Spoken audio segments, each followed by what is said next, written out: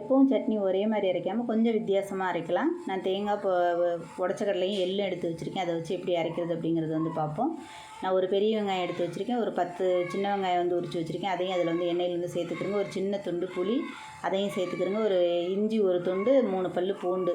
இது நல்லா வதங்கினதுக்கப்புறம் ஒரு காஞ்ச மிளகா வந்து 5 காஞ்ச மிளகா வந்து சேர்த்துருக்கேன். காரத்துக்கு ஏற்ற மாதிரி சேர்த்துக்கிறோங்க. ஒரு கொத்து கருவேப்பிலை. இது நல்லா வதங்கினதுக்கப்புறம் ஒரு 2 ஸ்பூன் வந்து வெள்ளை எள்ளு எடுத்து வச்சுருக்கேன். அந்த வெள்ளை எள்ளு அதில் வந்து சேர்த்துக்குங்க. எள்ளு சேர்த்திங்கன்னா சட்னி நல்லாயிருக்கும்.